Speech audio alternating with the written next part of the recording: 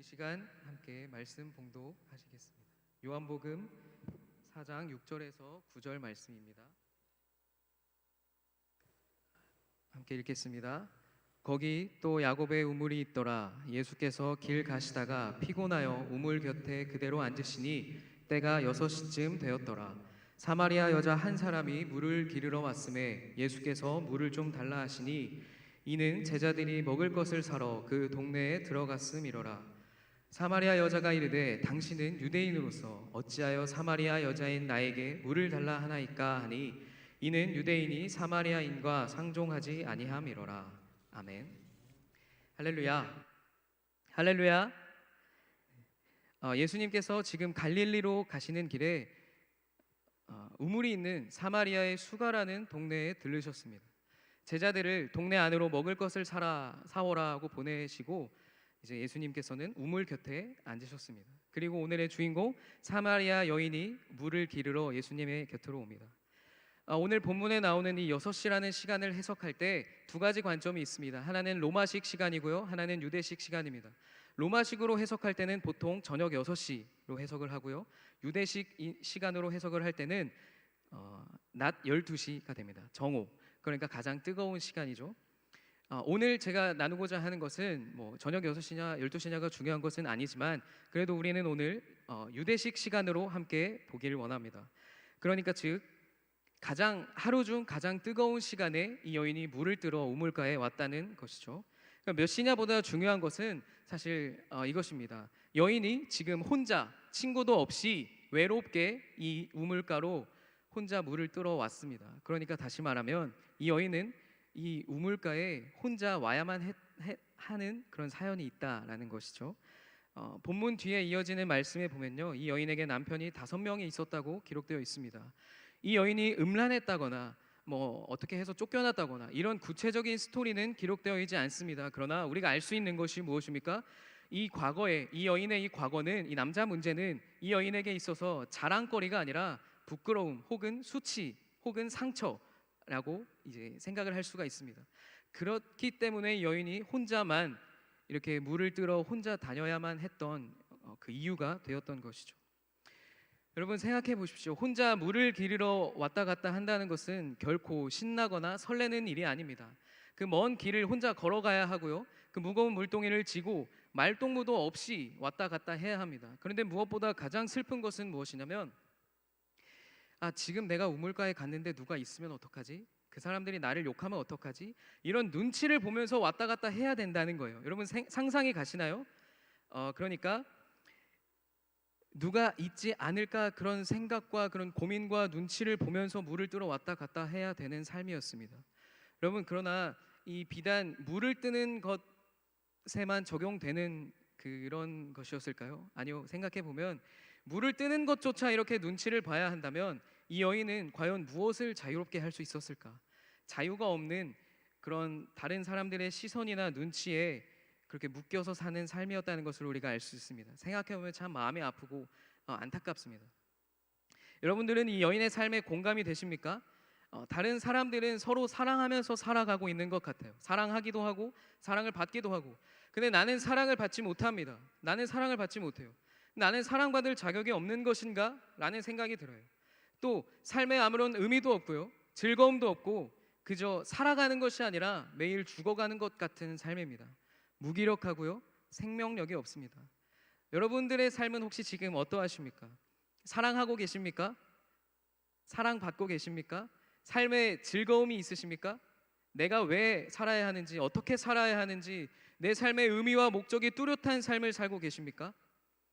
앞서 말씀 계속 나눴던 것처럼 예수님께서 우리를 위하여 죽으시고 부활하셨어요. 그것이 우리에게 믿어지고 우리 삶에 적용이 된다면 우리는 이 여인처럼 이렇게 아픈 삶, 힘들어하는 삶을 살아가는 사람들이 공감이 되지 않을 수 있어요. 왜냐하면 아픔이 있어요. 근데 예수님께서 아픔보다 더 크시기 때문에, 나를 찾아오셨던 그 주님이 내게 있는 아픔보다 훨씬 크신 분이기 때문에 저 사람은 왜 예수님의 부활에 기뻐하지 못할까? 라는 생각으로 이렇게 아파하는 사람들의 삶을 공감하지 못할 수 있습니다. 여러분들은 어떠십니까? 한번 생각해 보시죠. 저는 감히 이렇게 생각합니다. 혹 누가 아픔이 없는 삶이 있겠습니까? 누구에게나 아픔이 있고 고통이 있습니다. 맞습니까? 공감하십니까? 제 말이 들리십니까? 여러분 할렐루야. 여러분 모두에게나 아픔이 있습니다. 맞습니까? 여러분 아픔 없으세요? 자, 다시. 여러분 모두에게나 아픔이 있고 고통이 있습니다. 맞습니까? 아멘. 네, 이런 이 시대를 살아가는 청년들에게요, 공통적으로 품어지는 6가지 감정이 있다고 합니다. 무엇이냐면 불안감, 모멸감, 우울감, 고립감, 상실감, 죄책감. 이렇게 6가지라고 해요. 다시 말씀드릴게요. 불안, 모멸, 우울, 고립, 상실, 죄책. 이것만 들어봐도 이 땅을 살아가는 청년 세대가 어떠한 상황에 처해 있는지를 우리가 좀 알 수 있습니다. 그러나 여러분, 이 6가지 감정들이 우리에게 삶에 있는 그런 눈물들이 하나님께서 기뻐하시는 것일까요? 아니요, 이것은 마귀가 좋아하는 것이죠. 우리가 분명히 알고 있습니다. 예수님께서 나를 위하여 십자가에 돌아가셨대요. 그리고 나를 위하여 다시 부활하셨대요. 그리고 그 부활의 생명이 이제 나에게 왔대요. 이제 나는 그 부활로 인하여서 기쁨의 삶을 살아갈 수 있는 은혜를 받았다는 것을 우리가 알고 있습니다. 여러분, 그 삶을 누리면서 살고 계십니까? 기쁨과 감사가 넘치는 삶을 여러분 우리는 살고 있습니까? 만약 그렇지 않다면, 세상 사람들과 똑같다면, 불안과 모멸, 우울, 상실, 고립, 죄책, 이런 마음들을 품고 우리가 살아가고 있다면 그 이유는 무엇입니까? 우리는 이미 예수님의 부활을 경험했습니다. 우리가 눈으로 보진 못했지만 살아계신 하나님의 말씀에 써 있는 것을 우리가 들었고 보았고 체험했습니다. 여러분, 우리가 몰라서, 부활의 능력을 몰라서, 생명이 없어서 예수님이 죽었다 살아나신 것을 오늘 이곳에서 처음 들었기 때문에 나는 부활의 능력을 체험하지 못했다라고 말할 사람은 이곳에 없을 것입니다. 사랑하는 여러분, 알고는 있지만, 예수님께서 부활하셨다는 것을 알고는 있지만 내가 그 사랑을 직접적으로 체험하지 못하셨던 분들, 혹은 내가 체험했어요. 그런데 그것이 먼 과거의 일이에요. 옛날 그때의 그 추억이에요. 제가 이 교회에 와서 이제 청년분들과 어떤 나눔을 하다가 이제 여러분들이 하나님과의 가장 최근의 추억이 언제냐라는 질문을 했을 때 예상외로 꽤 많은 분들이 올해가 아닌, 작년이 아닌 몇 년 전, 수련회, 한 3년 전 수련회, 아니면 어떤 분들은 중고등학교 때 참여했던 수련회를 말씀하시더라고요. 사랑하는 여러분, 저는 오늘 이 예배가 그냥 우리가 흘러가는 그 시간 중에 하루로 끝나지 않기를 간절히 소원합니다. 아멘. 아멘. 여러분, 아멘 하셔야 하나님의 말씀이, 은혜가 여러분들께 임한 줄 믿습니다. 아멘. 오늘의 이 예배가 그냥 흘러가는 시간으로 끝나지 않기를 간절히 소원합니다. 오늘 이 예배를 통하여 다시 한번 우리를 향하신 하나님의 사랑이 회복되는 시간, 채워지는 시간이 되기를 간절히 소원합니다. 여러분, 그것의 답은 만남에 있습니다. 이 여인이 우물가에서 예수님을 만났잖아요, 그죠? 근데 여기서 말하는 만남은 그냥 어떤 다른 스쳐가는 만남이 아니라 인격적인 만남을 말합니다. 그렇다면 여러분, 인격적인 만남이 무엇입니까? 우리가 이제 교회를 오기 위해서 집에서 엘리베이터를 탑니다. 엘리베이터를 타고 쭉 내려와요. 그 엘리베이터에 같이 사람이 타겠죠. 그리고 그 엘리베이터를 내려서 교회를 올 때 신호를 대기합니다. 걸어오든 차를 타고 오든 신호 대기할 때 옆에 어떤 사람들이 같이 신호 대기합니다. 여러분, 이 엘리베이터에서 만난 사람, 신호 대기하며 만난 사람과 여러분 오늘 인격적인 관계를 맺었다고 말하는 사람이 있을까요? 없습니다. 이들은 그냥 스쳐 지나가는 사람이었을 뿐이에요. 이 여인이 만약 우물가에서 예수님을 만났어요. 그 예수님이 물을 달라고 하세요. 자, 여기요 하고 바로 돌아갔어요. 왜냐하면 자기는 그 상처가 있거든요. 사람들이 나에게 이렇게 하는 상처가 있기 때문에 유대인인 남자가 말을 건다는 것에 너무 부끄럽고 수치스러워서 물을 주고 바로 도망갔더라면 이 여인은 예수님과 인격적인 만남을, 인격적인 관계를 맺지 못했을 것입니다. 근데 여러분, 이 여인은 어떻게 되었습니까? 우리 말씀 한 구절 더 함께 보기 원합니다. 4장 28절 29절 말씀입니다. 여자가 물동이를 버려두고 동네로 돌아가서 사람들에게 이르되 내가 행한 모든 일을 내게 말한 사람을 와서 보라, 이는 그리스도가 아니냐 하니. 여러분, 사람을 피해서 우물가를 찾던 여인이 지금 어떤 행동을 하고 있습니까? 한낮이든 저녁이든 내가 사람들을 만날 수가 없어서 나에게 수근수근거리고 나를 핍박하는 사람들을 피해 살던 그 여인이 예수님과의 만남을 통하여 지금 어떤 행동을 하고 있나요? 물동이를 버려두고 동네로 들어갑니다. 그리고 외치기 시작해요. 와서 보라. 내가 행한 모든 일을 내게 말한 사람을 와서 보라. 이는 그리스도가 아니냐라고 외치기 시작합니다.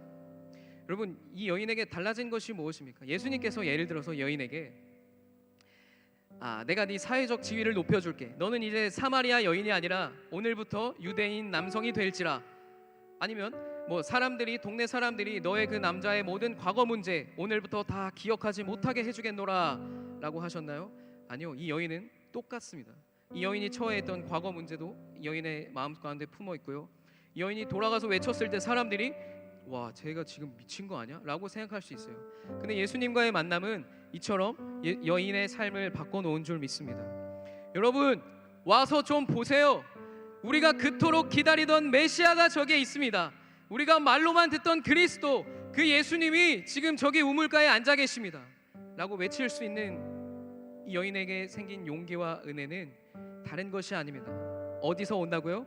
예수님과의 인격적인 만남입니다. 할렐루야, 할렐루야. 여러분, 저는 오늘 여러분들이 예수님과의 인격적인 만남을 통하여 이 여인과 같은 삶을 살아가게 되기를 간절히 원합니다. 그냥 오늘 예배가 끝나고 설교 들었어요, 찬양했어요, 집에 갔어요. 예수님과 인격적인 만남이 있습니까? 그렇게 10년, 20년 교회 다녔어요. 이 여인이 우물가에서 예수님이 매주 거기 오신다고 생각해 보세요. 매주 가서 물을 주고 와요. 매주 가서 물을 주고 와요. 다음 주에 또 가요. 여인의 삶이 바뀌었겠습니까? 아니요, 똑같았을 것입니다. 그러나 단 한 번 예수님과의 인격적인 만남을 통하여 여인의 삶이 바뀌었듯 오늘 우리와 예수님과의 인격적인 만남이 이루어진다면 우리의 삶도 달라진다는 것을 저는 믿습니다. 아멘. 근데 달라진다는 것은 우리의 여인처럼 사회적 지위가 올라간다든지 이런 것이 아니라 내게 아픔이 있지만, 슬픔이 있지만, 난 여전히 눈물 흘리지만 그래도 나는 괜찮다. 왜? 나를 사랑하시는 주님, 나를 위하여 부활하신 주님, 이제 나와 함께 하심을 내가 믿기 때문이다 라고 고백할 수 있는 우리가 되는 것입니다. 여러분, 오늘 우리에게 필요한 것이 무엇입니까? 사랑하는 예수님이 여러분 필요하지 않으세요? 사실은 여러분 영적으로 많은 갈급함이 있지 않으십니까? 길어지는 코로나 시대에 내가 예수님과 언제 교제했지? 라는 생각을 여러분 고민하며 살고 계십니까? 여러분, 오늘 그 갈증이 해소되는 날이 되기를 원합니다. 할렐루야! 그러기 위해서는 무엇이 필요하냐면요, 우물가에 계신 예수님께 우리가 나아가야 합니다. 그리고 물을 달라고 말씀하시는 예수님께 우리가 반응해야 되는 줄 믿습니다. 아멘. 여러분, 준비가 되셨습니까? 나를 찾아오신 예수님, 나의 마음의 문을 두드리며 내가 마음의 문을 열기를 기다리고 계신 예수님을 만나실 준비가 되셨습니까? 예수님을 향해 나아가는 우리가 되기를 원합니다. 나의 모든 아픔을 아시는 분, 나의 모든 슬픔과 고통을 아시는 그 주님께, 그리고 알기만 하는 것으로 끝내시는 분이 아니라 완전한 회복을 기다리고 계신, 완전한 회복을 명하시기 위하여 기다리고 계신 그 주님께 우리 이 시간 함께 나아가길 원합니다. 아멘. 여러분, 오늘이 그날인 줄 믿습니다. 내일이 아닙니다. 다음이 아닙니다. 바로 오늘 예배 가운데 예수님과의 인격적인 만남이 이루어지는 여러분들 한 사람 한 사람의 영혼 되시기를 축복합니다. 할렐루야.